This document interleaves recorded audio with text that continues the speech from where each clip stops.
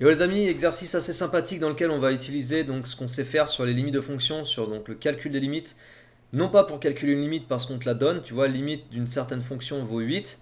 En fait, on a la fonction et dans cette fonction, il y a un paramètre inconnu, il y a un coefficient inconnu qui est a et on te demande de retrouver la valeur de a pour que la limite de cette fonction en plus l'infini soit égale à 8. Voilà, un petit exercice intéressant. Bon, c'est pas très très dur hein, non plus. On va faire ça. Alors, pour faire ça, ce que je te propose, c'est déjà de regarder, d'analyser. La fonction, on va l'appeler f de x. Et cette fonction, tu as vu, c'est un quotient de polynôme. Quotient de polynôme parce que au numérateur, tu as un produit de fonctions affines, donc ça va te donner un polynôme du second degré. Et au dénominateur, tu as aussi donc, du polynôme du second degré. Si jamais tu t'intéresses à faire le calcul de limite sans rien changer du tout, tu vas tomber sur une forme indéterminée parce que là-haut, ça donnait, en plus l'infini, ça va donner une limite infinie. En bas aussi, du coup, tu vas te retrouver avec l'infini sur l'infini, ça c'est une fi, ok. Donc, il faut transformer l'écriture. La première des choses à faire pour moi, c'est de développer. J'ai jamais fait l'exo, mais je vois complètement comment il faut le résoudre. Donc, il n'y a aucun problème là-dessus. On va développer. Et puis après, on va factoriser par le terme de plus haut degré. Donc 5 fois 2, 10, 5 fois ax, 5ax, moins 2x fois 2, moins 4x, et moins 2x fois ax, ça donnait du x au carré, moins 2 ax carré. Ok. Sur, je vois le truc, attends, je vais te montrer quelque chose. 3x carré plus 5. Ok. Vas-y, il faut que je te montre quelque chose. Tu vois, quand tu as une fonction qui s'écrit, par exemple, je dis n'importe quoi, moins 5x carré plus 7 sur 3x carré moins 2, et qu'on te demande la limite en plus l'infini. En fait, la technique sur ce genre de fonction, c'est de factoriser par le terme dominant en haut et en bas, de simplifier les écritures et de regarder les limites. Donc on s'intéresse au terme dominant. Le terme dominant en haut, bon, je vais faire un truc, c'est pas du tout mathématique là ce que je fais, c'est juste une façon d'anticiper tes résultats. Le terme dominant en haut, c'est moins 5x carré. Lui, tu peux l'oublier. Le terme dominant en bas, c'est 3x carré. Lui, tu peux le dégager. Je parle en plus l'infini, hein, terme dominant en plus l'infini.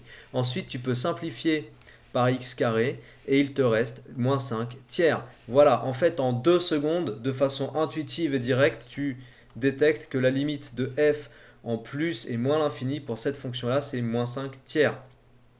Tu connaissais pas cette technique ou tu la connaissais? Elle est vraiment pratique. Et en fait, elle me fait dire que le terme dominant là au numérateur, c'est mon moins 2 ax carré. Et mon terme dominant au dénominateur, c'est 3x carré. Et au final, la fonction f en plus l'infini, elle va se comporter comme moins 2x carré, moins 2ax carré sur 3x carré. Tu vois? Et au niveau de la limite, ça va me donner du moins 2a sur 3. Et ça veut dire que c'est moins de a sur 3 qui doit être égal à 8. Et donc a doit être égal à 3 fois 8, 24 sur moins 2, c'est-à-dire moins 12.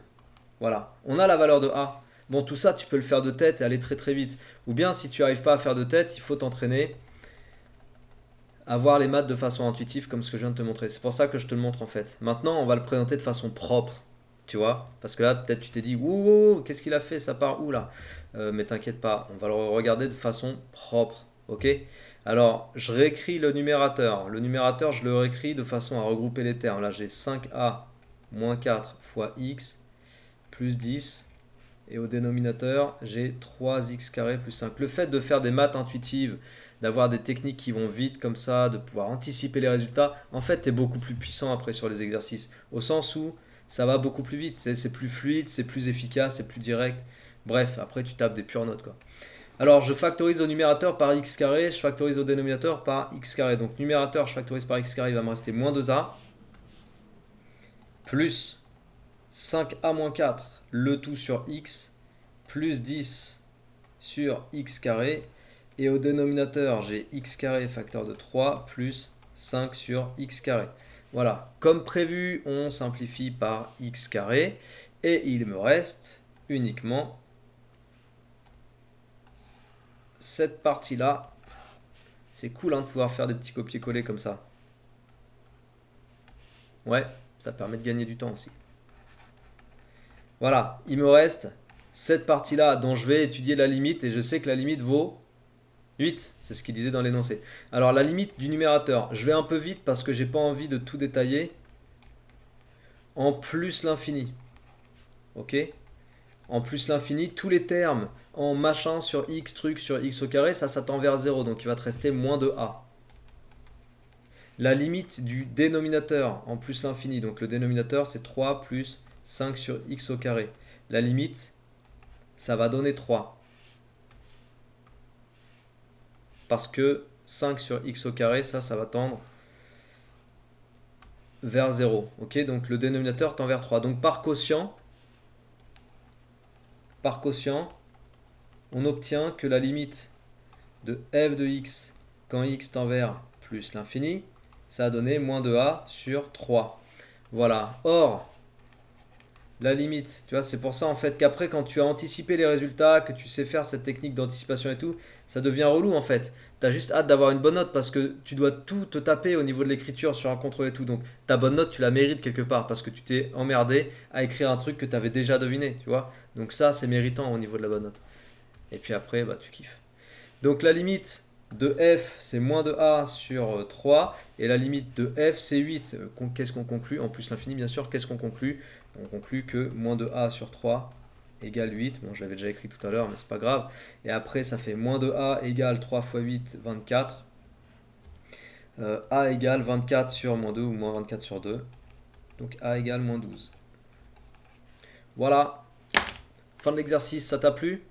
J'espère. Je pense que c'est typiquement le genre d'exercice qu'on pourrait retrouver dans une petite interro. Genre un exo sur 2 points, tu vois. On pourrait te demander de faire ça. Si ça t'a plu, partage, diffuse, abonne-toi à cette chaîne comme d'habitude. Hein, je te le répète parce que c'est très important. Je compte sur toi, c'est des abonnés qui peuvent faire la différence. Donc voilà, participe à faire connaître la chaîne et le travail que j'effectue. Fais d'autres vidéos dans la playlist limites de fonction si tu veux maîtriser tout ce qu'il faut maîtriser sur les limites de fonction. Travaille bien, motive-toi bien. Et je te dis à très bientôt. Ciao!